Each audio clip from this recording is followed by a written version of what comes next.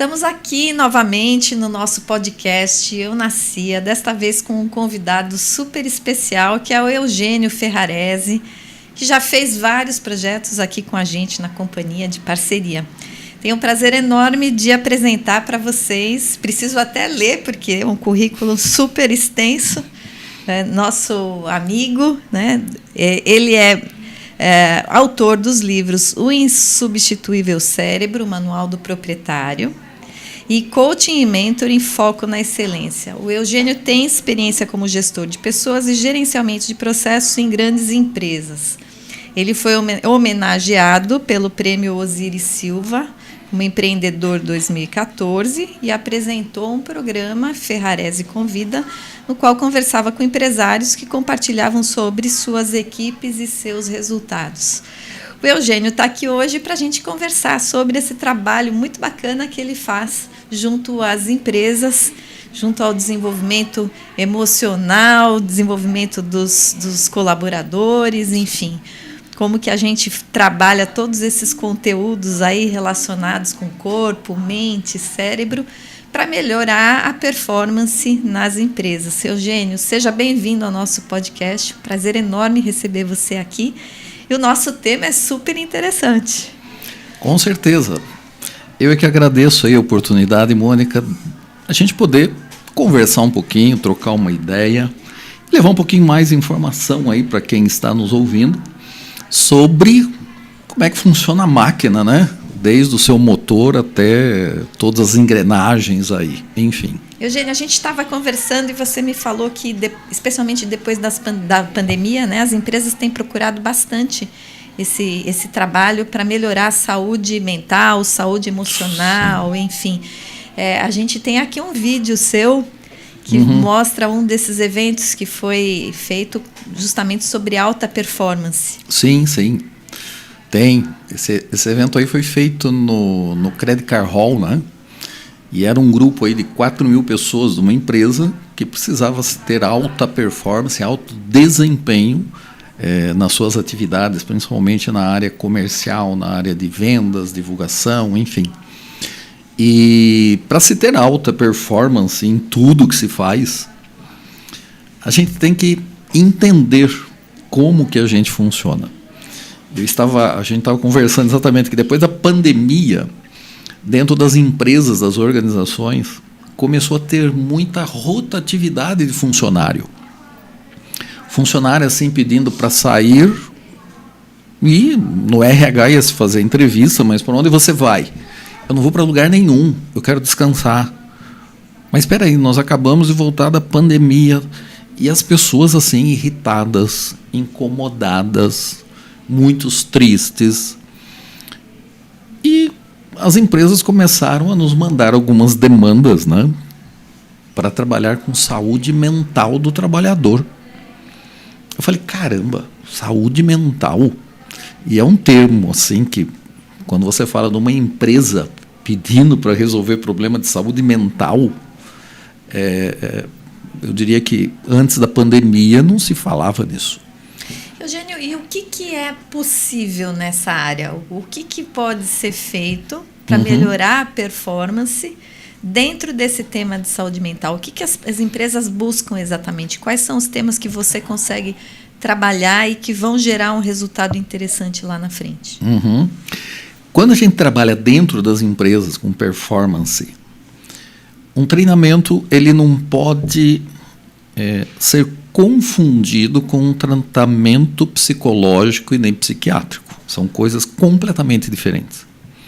Quando nós falamos em treinamento comportamental para aumentar a performance, nós temos que entender como que o ser humano funciona e de onde que de repente vem a queda da performance. De onde que de repente vem a falta de tolerância nos relacionamentos, às vezes com amigos, com colegas de trabalho. As pessoas estavam bem, estavam performando e daqui a pouco aquilo despenca. E a pessoa fica triste, entra em estado de depressão, ansiedade. E aí a gente vê pessoas com muita competência técnica, muita capacidade, mas que não conseguem fazer uma entrega. Não tem uma resiliência, por exemplo, em suportar um feedback. E aquele feedback, eu costumo, às vezes, brincar que vem como um feedback, né? Porque a pessoa ela reage de forma agressiva, ela fica triste, às vezes pede demissão por causa de um feedback. Então, de onde que vem esses comportamentos que saem do padrão de normalidade? Por que depois da pandemia esses comportamentos aumentaram de forma violenta? Tudo que a gente sabe hoje faz sentido eu te falar para quem está nos ouvindo aí, que a gente aprendeu em algum dia no passado. Em algum dia no nosso passado nós aprendemos, por exemplo, a língua portuguesa, nós aprendemos a nossa profissão, nós aprendemos a dirigir, nós aprendemos a andar de bicicleta, nós aprendemos tudo o que a gente sabe hoje. E a gente aprendeu também a ter um comportamento de irritação, de baixa tolerância, de não saber ouvir, de reagir. Em algum momento no passado, de repente, alguém nos chamou de burrinho e a mente guardou aquilo. E depois, no futuro, ela associa burrinho a dificuldade de aprendizagem, coisa ruim, emoção ruim, porque a nossa mente é emocional. Então, durante um evento, por exemplo, pandemia, ou durante um evento que a pessoa sofre muita pressão emocional, são gatilhos que faz com que venha à mente o comportamento, que é como a pessoa age ou reage a um estímulo externo. Então, se ela começa a agir ou reagir de forma desenfreada, houve algum gatilho que despertou um comportamento que estava adormecido. É muito parecido com doenças. Às vezes a pessoa passa uma vida e não tem manifestação, por exemplo, de um câncer, que tinha uma predestinação ali no seu DNA, mas ela não teve nenhum evento crítico emocional que despertasse a doença, uma doença autoimune. Hoje em dia o pessoal fala muito de trauma. É disso que você está falando nesse... Esse gatilho ele está sempre relacionado com o trauma. E o que é exatamente um trauma? O que é um trauma? Boa pergunta. Excelente. Trauma é exatamente o mesmo conceito de trauma físico. Você que aqui da Companhia Atlética, né? Você deu uma trombada. Você deu uma trombada. Você leva pode ser chute, emocional. Você leva um chute na canela, não fica roxo. Socou a cabeça na parede, não vai ficar um galo ali. Você fala que você teve um traumatismo craniano. Não é isso? Da mesma forma, uma pancada emocional muito forte na fase até 7, 8 anos de idade, quando está se formando toda a estrutura da personalidade, isso pode ser um trauma emocional.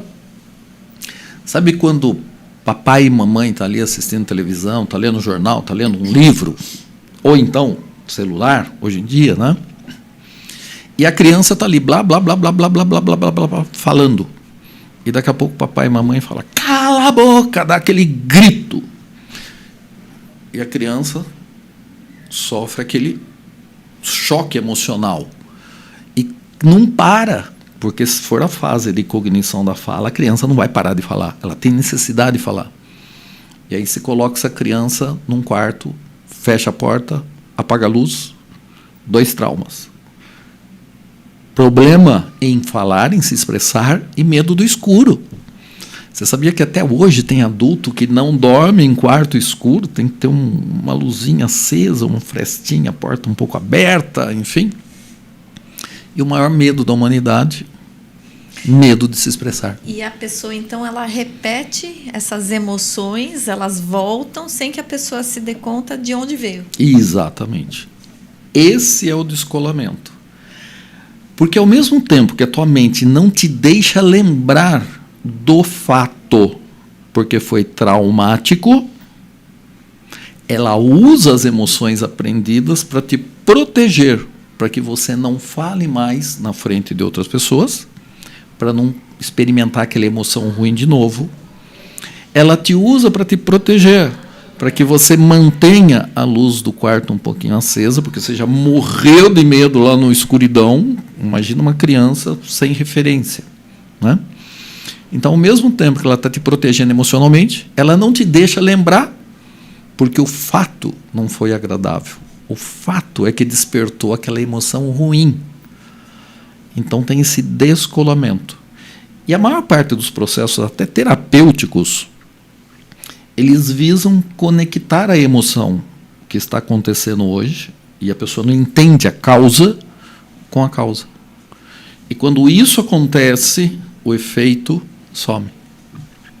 Interessante. Quer dizer, você cura pela raiz, e quando a pessoa entende que aquela dor de cabeça, por exemplo, veio por causa de alguma coisa que estava incomodando, sim, ela passa a não ter mais.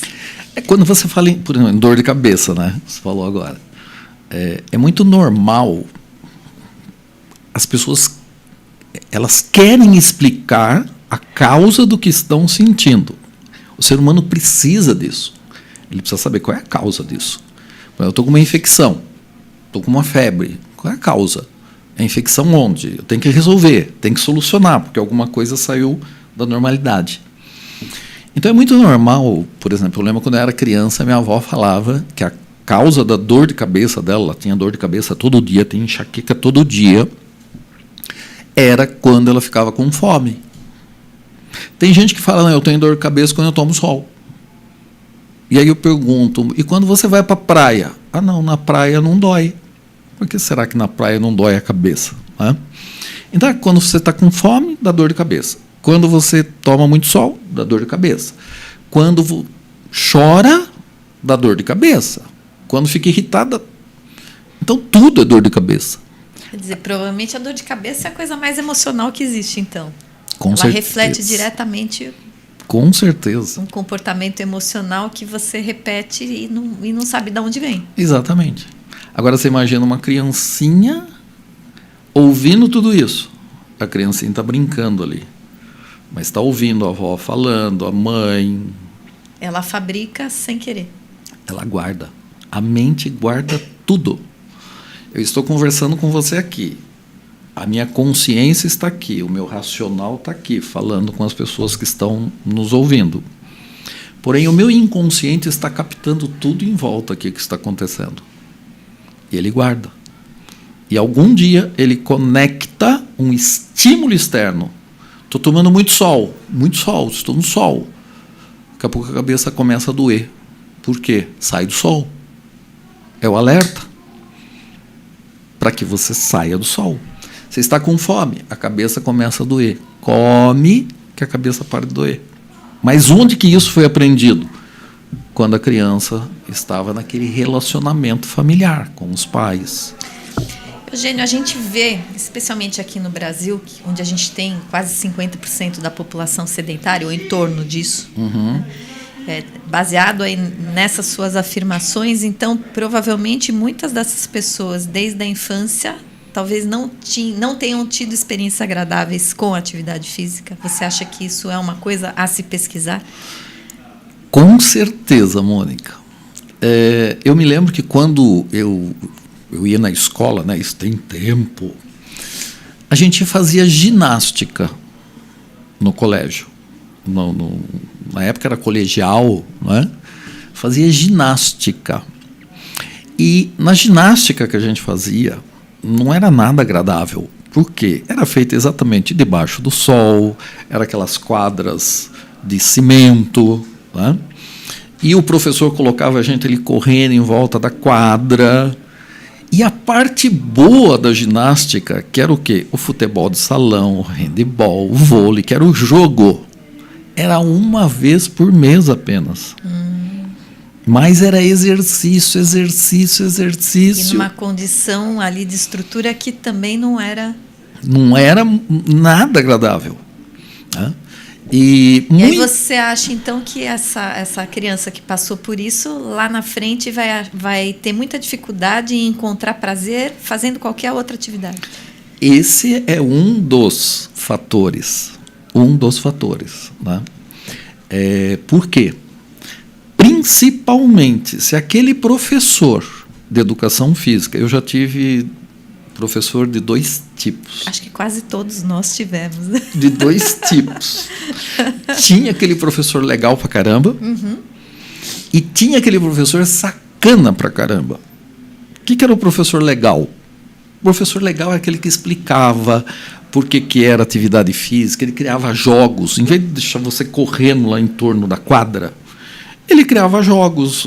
Sabe aquele negócio de matança? Eu nem sei se tem isso hoje em dia. Conduzia de uma maneira mais lúdica, com brincadeiras. Mais brincadeiras, menos competição, menos constrangimento. Exatamente. E as crianças estavam correndo do mesmo jeito. Né? Criava ali um negócio de bandido, ladrão, um pega o outro. Está correndo do mesmo jeito. Esse era o cara legal. Te motivava, incentivava, elogiava. E tinha aquele mais militarzão, sabe? Vamos lá, seu bando de molenga, blá, blá, blá. Isso gerava que tipo de emoção? Emoção? Ruim. Pressão. Emoção ruim associada a uma atividade, a mente não quer que você repita essa atividade porque está associada a uma emoção ruim. Quer ver um outro exemplo? Pensa numa matéria da escola mesmo, matemática, biologia, geografia. Você que está em casa aí também pensa numa matéria que você não gosta até hoje. Aí eu não gosto de matemática, eu não gosto de física, é isso aí. Para mim, basquete. Imagina esse biotipo de 1,54 m. Basquete. Alguém no mundo vai contratar uma armadora? Não, com 1,54 m. Desculpa, não tem. Ninguém no mundo vai contratar. Eu tive 2 anos de basquete na faculdade. Gandula. Era o meu pesadelo. Né? E eu sou formada em educação física e adoro atividade física. A minha vida é dedicada a isso. Mas para mim era altamente constrangedor aquele ambiente do basquete especificamente. Todos aqueles não casos. Tem a menor chance, desculpa. Não... Olha a marca emocional que ficou. Muito. E funciona do mesmo jeito. Emoção ruim vai fazer você ter aversão para o resto da vida daquilo. Mas você sabe, Eugênio, que também as pessoas repetem o modelo sem saber. Não. Aqui na academia é muito comum, às vezes eu recebo mães que vêm falar: eu não estou gostando da aula de natação porque a criança veio e só brincou a aula inteira. Eu falo: nossa, que bacana que até a mãe está achando que é brincadeira. Por quê? Todas aquelas brincadeiras durante a aula, elas trazem um conteúdo lúdico, emocional, mas positivo. Mas onde a criança ela está, por exemplo, cantando, ela está desenvolvendo ritmo, musicalidade, coordenação motora aliada com a música. Né? A criança está imitando um sapo, mas ela está desenvolvendo algumas competências relacionadas ao mergulho, por exemplo, ela está fazendo a bolinha. Sim. Ou ela está brincando com um amiguinho ali no espelhinho, que para nós é um momento super importante todo final de aula, são 5, 10 minutos ali. Mas onde ela está se equilibrando na água, ela tem a liberdade de pegar o equipamento que ela quer, ela manuseia, ela está sentindo a textura, ela está experimentando se aquilo boia, se aquilo afunda. E às vezes a mãe está tão acostumada numa educação física mais militar que fala: nossa, não estão dando aula, a criança vem aqui só para brincar. E o que a gente busca é justamente fazer com que a criança possa aprender brincando, para que ela tenha experiência agradável e o principal, que ela tenha vontade de voltar na aula que vem. Lógico. Mas a gente vê que a resistência parte, às vezes, dos próprios pais por questão de um modelo que eles repetem, né? Aprendeu-se assim, tem que ser assim, né? Só para completar a ideia que eu estava falando da matemática, português. Sim. Que você não gosta. Sim. Como que era o professor? Provavelmente não era muito didático, não tinha muita paciência, né? Era um cara legal? Não. Despertou boas emoções em você?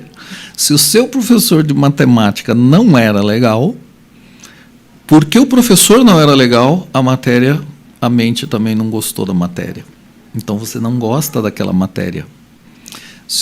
No caso aí do basquete, talvez o estímulo não foi o professor, mas foi o ambiente. Só tinha cara altão. Você era baixinha. E curiosamente, né? Eu não gostava daquele professor, Mas tinha muitas pessoas que jogavam bem basquete e gostavam justamente porque ele era mais general, ele puxava muito para essa área de técnica, de treinamento. Então, era um professor que ele era amado ou odiado. E tudo bem, porque cada um tem o seu público. Sim, e outra, por que ele era amado? Ele era amado pelos caras altos. Sim. Então, se você pega o ambiente, se você pega as emoções do ambiente e as relações, isso tudo gera uma emoção pessoal. Boa ou ruim. E é muito legal isso que você falou, de você criar um ambiente de brincadeira. Quando você fala brincadeira, automaticamente você está pensando numa emoção boa. Então, e coincidentemente, eu comentei lá do passado, né, que tinham professores que criavam jogos, brincadeiras, em que estimulavam uma emoção boa. Então, dentro do ser humano, do adulto hoje, que vem numa academia, por exemplo, existem os estímulos positivos do passado, existem os estímulos negativos do passado. No que você está colocando foco? Para desenvolver um hábito de se fazer exercício, muita gente tem dificuldade de permanecer na academia. Por quê? Tem que se transformar isso num novo hábito. E um novo hábito, às vezes, tem que romper essas marcas negativas do passado. Que quando a pessoa começa a ir na academia, começa a fazer exercício, talvez lá no passado, quando você começou a fazer exercício, você vai fazer exercício, você sai de lá suado. Se você está parado por algum tempo, dá dor no corpo inteiro, o ácido láctico come solto ali. Hã? Então, não é tão prazeroso quando você começa. É dor no corpo, é suor. Você volta em casa, tem que tomar banho. E na cabeça das pessoas, né, fazer academia, você vai sair de lá cansado. Não, você sai dali estimulado. A quantidade de neurotransmissores positivos ali, ocitocina, te mantém alerta para o resto do dia. Né? Enfim, então você tem que quebrar a marca emocional do passado para criar um novo hábito. E isso é 21 dias. Eu desafio... São 21 dias seguidos, não pode parar nenhum. Não. Isso já é bem estabelecido, Eugênio? Sim. No passado, as pessoas observavam muito isso, que depois de 21 dias, é um número mágico, né? 21 dias, mas na realidade não é 21 dias, é 21 dias, tem gente que é 22, de 21 dias para frente. Aquilo se transforma num novo hábito. E a pessoa passa a, por exemplo, vir na academia como sendo algo natural, ela passa a ter vontade. Não vir numa academia faz falta. Né? Alimentação, qualquer coisa. Estudar, qualquer hábito. 21 dias seguidos. No primeiro momento você tem uma reação muito grande, porque é algo novo, e tudo que é novo para a mente é estranho. Andar de bicicleta, dirigir, tudo, 21 dias.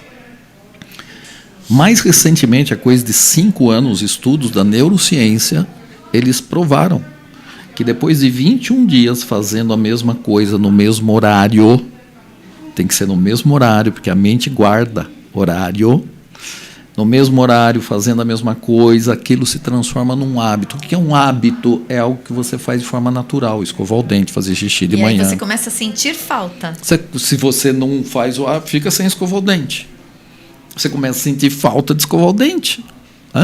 Fica sem almoçar. Você precisa almoçar todo dia às 11h30, meio-dia? Não pode almoçar às 11h um dia, a 1h30 da tarde no outro dia? Pode. Agora, o que acontece quando chega no horário, dá aquela fome, está na hora de eu almoçar. Porque virou um hábito, você sente falta.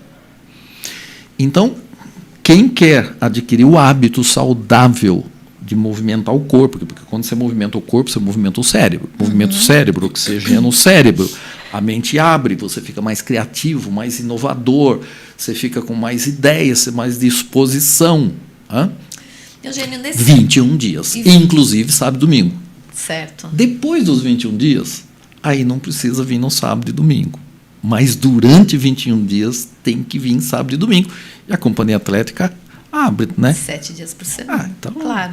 Tranquilo. Até porque se você não teve tempo durante a semana, é justamente... Para compensar.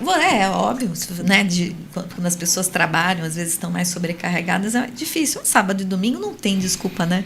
Sim, e você falou compensação, né?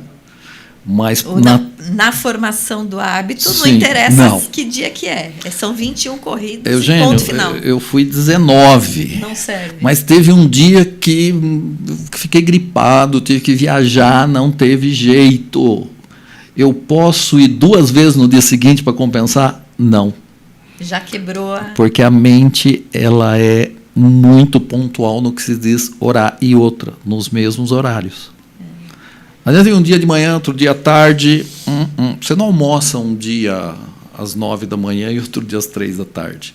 Então, tem que ser no mesmo horário, 21 dias seguidos. Transformou em hábito? É hábito. Eugênio, e nesse seu trabalho, voltando agora lá para as empresas, né? Esse seu trabalho de alta performance, a atividade física, ela tem também um papel importante nessa alta performance? O que você costuma recomendar quando você fala, né, sobre atividade física relacionada com alta performance para esses colaboradores, para essas empresas, né? Onde que isso entra nesse contexto, né? Nós fizemos um trabalho muito legal, eu estava até comentando com você, numa rede de academias em Portugal, chamada Homes Place, em que nós trabalhamos lá corpo físico. Eram os 3 Cs: corpo, comportamento e consciência. Tudo está interligado. O cérebro é corpo. Então, quando você movimenta o corpo, você está estimulando aí ocitocina, neurotransmissores como noradrenalina, adrenalina, né? E a permanência da produção desses neurotransmissores pelo cérebro dura ainda durante 26 horas, até o dia seguinte. E a própria oxigenação, né? Mais hemoglobina, mais circulante, mais oxigênio dentro da célula, que vai para o cérebro também. E o que o cérebro precisa, né, para funcionar bem? Oxigênio em abundância. Gordura e açúcar. Mas não o açúcar refinado, né? Na verdade é glicose. Glicose, oxigênio, oxigenação. Quando você está fazendo exercício, você não respira mais? O batimento cardíaco não aumenta? Aumenta a circulação sanguínea, aumenta a oxigenação do cérebro. Aquele dia é uma maravilha. E a pessoa rende muito mais quando ele está treinando. Com certeza, o dia dela é muito mais produtivo, ela é muito mais disposta, ela fala com mais convicção, principalmente se a pessoa trabalhar na área comercial. Não adianta você chegar para um cliente, eu acho que... Acha, quem achou não encontrou ainda. Já era. Então, isso tudo melhora. Melhora a tolerância, a paciência. Porque se você já está acelerado, ok, né? Você tem mais tolerância. Você não tem a necessidade que alguém compense aquilo por você. Então, melhora tudo. Então, aí a gente falava muito do corpo. Então, cérebro é corpo. Cérebro é corpo. Só que no cérebro, imagina o cérebro como sendo um computador. É a máquina. É o hardware. É o hardware. A mente é o software. É aquilo que você foi enfiando dentro do seu hardware ao longo da vida. Todo mundo tem um computador muito parecido, com coisa de 86 bilhões de neurônios, né? Aqui em cima. Agora, o que você foi colocando lá? A influência do pai, a influência da mãe, a língua que você aprendeu. É o software. Seus comportamentos, seus traumas, é o software. E cada um tem um. Se você pega gêmeos, idênticos fisicamente, só que tiveram influências idênticas também de pai e de mãe, mas a forma como o cérebro mexe, transforma, distorce a informação e guarda é diferente. A tendência genética comportamental é diferente. Então, às vezes, você tem um que é mais ativo, um mais atirado, outro é mais retraído, mais quieto. O software é diferente. E o software a gente muda. Muda. Mas qual é a dica para mudar, Eugênio? Para mudar a manifestação desse software no presente, como é que você muda o software no computador? Você tem que apagar e colocar outro. Você não pega aquela lupinha e vai procurar qual é o vírus que está perturbando o seu computador ali, e você não apaga, você não reseta, você não reconfigura um programa. É a mesma coisa. Existem métodos que a gente trabalha a consciência, que é o terceiro C, em que a pessoa vai se conscientizar da causa que está gerando o comportamento, que é o segundo C, que ela não gosta. Pô, eu estou tendo dor de cabeça quando eu tomo sol. Qual é a causa? Então eu tenho que ter a consciência da causa, reconfigurar a causa. A dor de cabeça some. Some. Nunca mais a pessoa tem dor de cabeça. Nós temos inúmeros casos de pessoas que passaram pelos treinamentos e nunca mais tiveram dor de cabeça, ansiedade, depressão, esse tipo de coisa. Quer dizer, não vale só para dor de cabeça, então. Vale para a fabricação de várias doenças. Tudo. Para tudo. É sistêmico a coisa, né? Por exemplo, para adquirir um novo hábito, o que você está fazendo?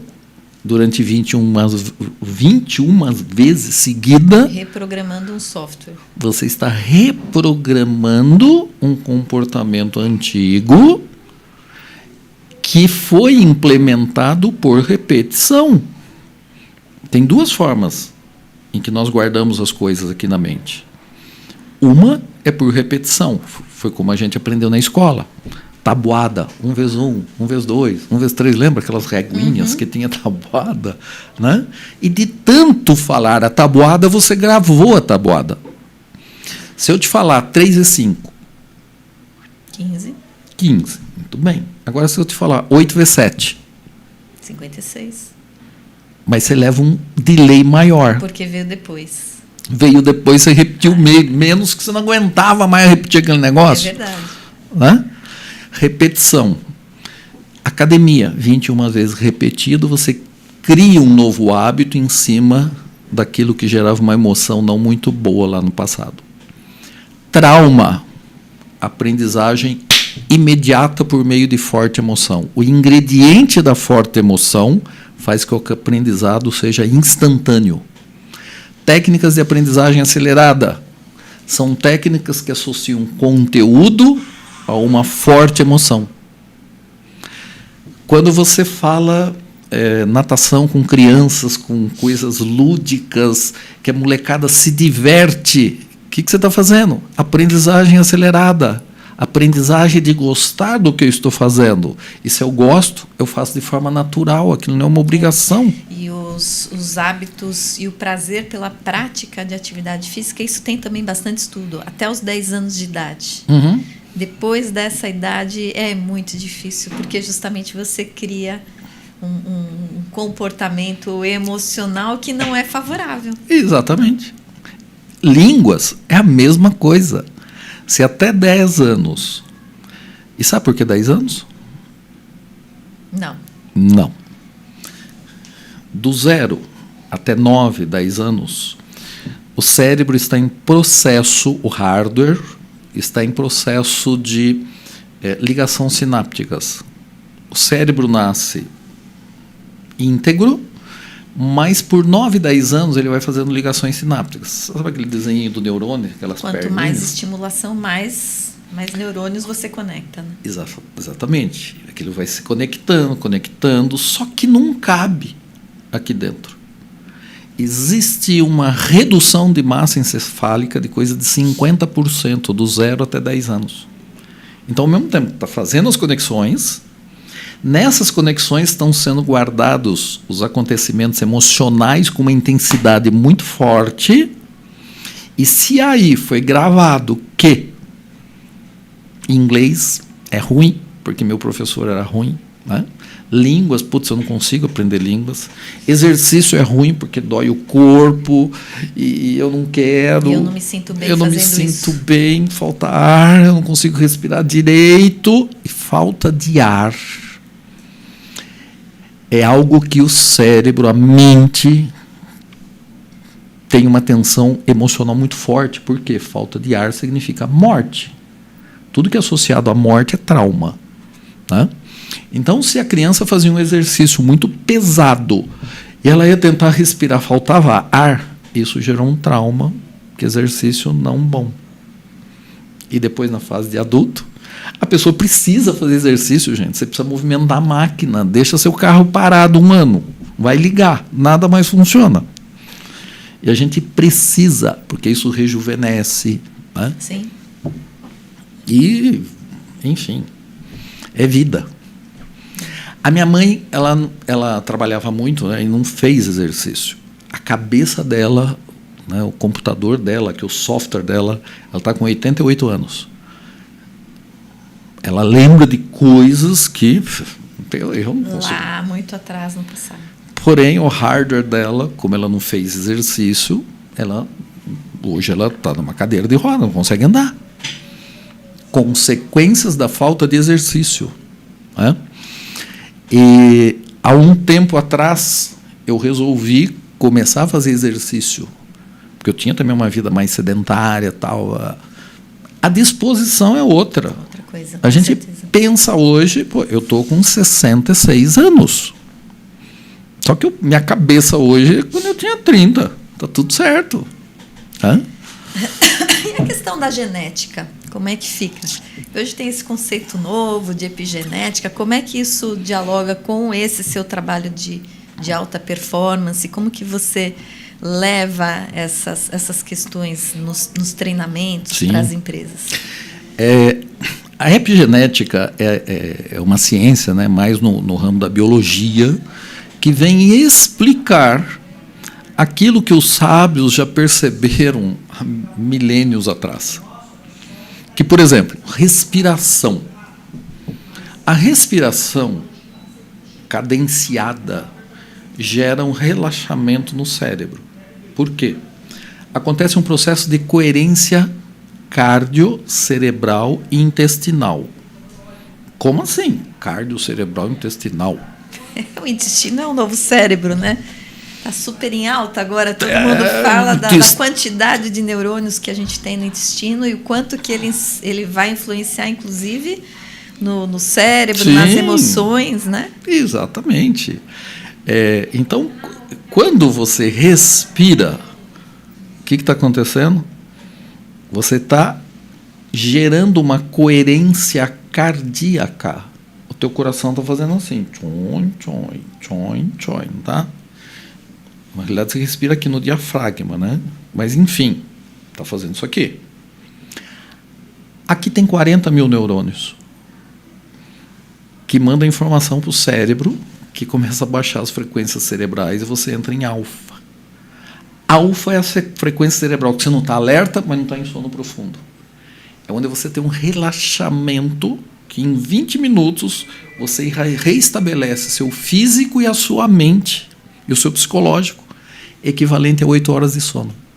Porque o sono ele não é tão repousante, porque durante o sono seu inconsciente está funcionando a 1.000.000 por hora para pegar tudo o que aconteceu no seu dia e transformar aquilo em memórias de longo prazo.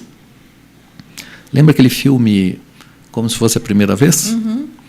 Em que rompe esse caminho do backup e tudo que acontece no dia ela não consegue transformar em memória de longo prazo. Uhum. Porque durante o dia fica numa memória de curto prazo. E no sono, aquilo se torna memória permanente. Então, o sono profundo ele não é tão repousante.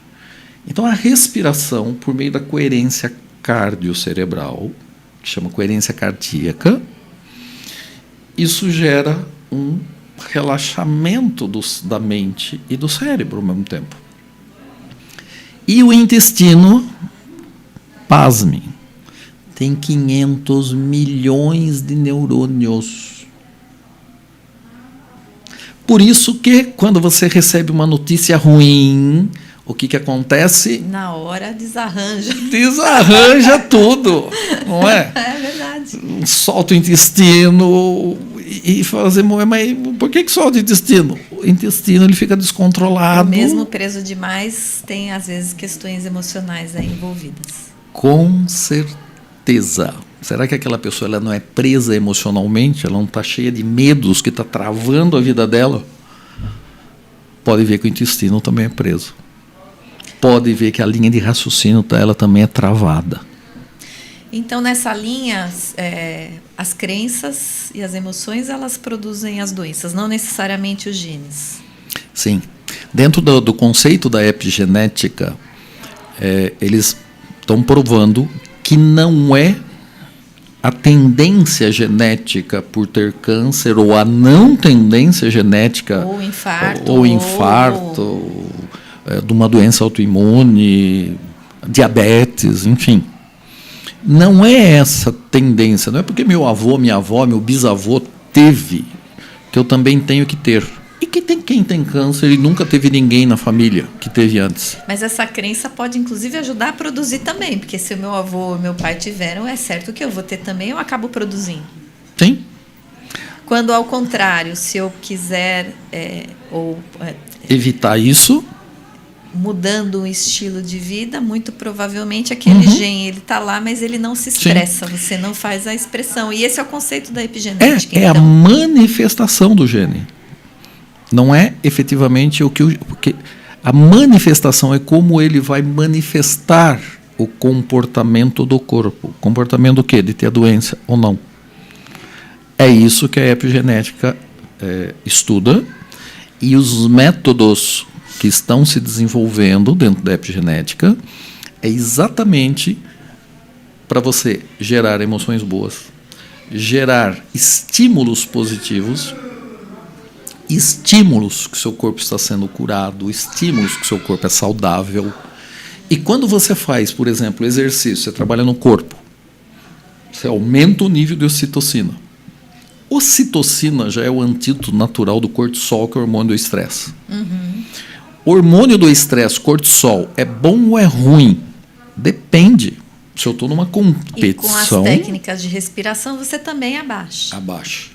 Então, é um conjunto de coisas. É corpo, é a respiração associada à estimulação mental, de você se sentir uma pessoa saudável, uma pessoa que não tem doença. Isso tudo afeta o seu DNA na sua manifestação. A minha filha tem uma frase que eu adoro. Ela fala assim: vamos desesperar com calma. Ou seja... Você para tudo, respira, organiza. Mas você sabe que fazer... Tem gente que fala assim, nossa, então eu tenho... Tem gente que já aproveita a deixa, né, e fala assim, então eu tenho que dar uma desacelerada, trabalhar menos, ser mais calmo, mais zen. Não é isso, não. Não. Quanto mais atividade você tiver, quanto mais você fizer, quanto mais você realizar, quanto mais você executar, quanto mais você conquistar, que tipo de emoção você está gerando em você? Boa. Então isso é bom. O problema todo é você criar o caos aqui e não enxergar a solução. Puxa, e se acontecer isso? E se acontecer aquele outro? E se não der certo? E se? Ansiedade. A tua mente não distingue o que é real do que não é real. O teu cérebro fica funcionando para buscar a solução. O seu processo de homeostase, que é manter a temperatura do corpo, é manter o batimento cardíaco, tudo se acelera para você resolver o problema. Só que você está travado, você não consegue resolver o problema. Cortisol aumenta, você não dá vazão para aquele cortisol. Um cara que está numa competição, de uma natação, ali no momento de pular na piscina, o nível de cortisol dele está lá no céu. Só que ele vai nadar ali os 50, 100 metros. E vai descarregar. Vai descarregar. O problema é quando você cria o cortisol aqui e não gasta. E aí, aqui fica funcionando aceleradamente e começa tudo a entrar em colapso. Sabe o que é ansiedade? Excesso de preocupação no futuro. Só que a mente só funciona no presente. Então ela traz isso para o agora. Vamos resolver o futuro. Só que às vezes não tem jeito de resolver o futuro. Você tem que ter um plano de ação. Sabe o que é depressão? É o viver no passado. Excesso de passado no presente. Não existe tempo para o inconsciente. Tudo acontece agora.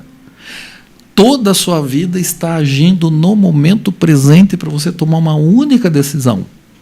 Só que numa velocidade extremamente rápida que você não tem consciência do que está acontecendo. Quer dizer, no momento que você tem a consciência disso, você consegue talvez mudar o seu padrão de comportamento e focar no presente. O que eu consigo fazer hoje? Perfeito. Então, nas empresas, a gente trabalha essas 3 dimensões sempre. Né? De uma forma concreta, de uma forma direta, dando recursos para a pessoa por meio da consciência, trazer recursos para que ela tenha comportamento diferente, para que ela possa agir com o corpo e obter resultados diferentes. É isso. Muito bom. A gente está já caminhando, né, pro final do nosso momento aqui. Nossa, a gente podia passar dias inteiros, né, falando sobre o assunto que é realmente muito apaixonante, tem muita coisa nova, né, nessa área. E para todos os nossos convidados, eu sempre pergunto, né, para aquela pessoa que está ali em casa, né, e sabe que tem que fazer atividade física, mas ainda não tomou a decisão, não começou, né, qual seria a sua dica? Qual é o caminho mais fácil para conversar? Mas diante do que a gente conversou hoje, eu vou pedir uma pergunta um pouquinho diferente. Sim. Para o pai e mãe que estão agora ali em casa assistindo a gente. Qual é o cuidado mais importante nessa introdução da atividade física para os filhos? Porque é o legado que a gente pode deixar de saúde para a vida deles, é justamente a prática regular de atividades físicas. Ele vai ter uma vida mais produtiva, com mais performance, vai ter uma velhice mais feliz, mas isso tudo depende em grande parte do que vai ser feito nos primeiros 10 anos. Sim. Então, qual seria, né, aquele cuidado, qual seria a principal recomendação para os pais que pensam na introdução da atividade física na vida dos filhos nessa fase até os 10 anos? Você para. Faça isso de forma suave. E o que é fazer isso de forma suave? É cuidar da emoção associada ao exercício. É cuidar da emoção associada à prática do exercício, da atividade. Seja ela qual for. Seja um futebol, seja um handebol, seja uma academia. Esse hábito de ir na academia tem que ser algo prazeroso. Então, associar... Se a criança é pequena, principalmente até 4 anos, vamos brincar lá na academia. Então transforme a ida na academia em algo prazeroso. Eu acho que a grande vantagem da companhia atlética aqui é que você fica dentro de um shopping, né? Já é um ambiente de lazer que as famílias estão acostumadas. Shopping gera um vínculo emocional muito forte. De quando a gente era criança, que ia com nossos pais um shopping, ia numa loja, ia num passeio. Então, torne isso prazeroso, porque até 9 anos é que você cria o alicerce, a estrutura emocional dos seus filhos. Inclusive, eu explico isso nesse livro, O Insubstituível Cérebro, Manual do Proprietário. Tudo que você criar até 9 anos é o maior presente ou o maior inferno que você pode deixar na herança dos seus filhos quando eles ficarem adultos. Um cala-boca pode gerar o medo dessa criança falar, se expressar para o resto da vida. Um estímulo positivo de exercício, cuidar do corpo, cuidar da saúde, alimentação saudável. Cuidado com essas comidas super processadas para criança. Eles adoram, porque o cérebro adora gordura. Então ele adora um monte de porcaria. Cuidado, porque você está criando um mau hábito para o futuro. Eugênio, muito obrigada por ter vindo, por aceitar aqui o nosso convite. Estamos já encerrando. Acabou. Você que está nos acompanhando aí, não esqueça de curtir aqui o canal para receber sempre os nossos próximos conteúdos. E a semana que vem estaremos aqui novamente com novos conteúdos para você. Ok.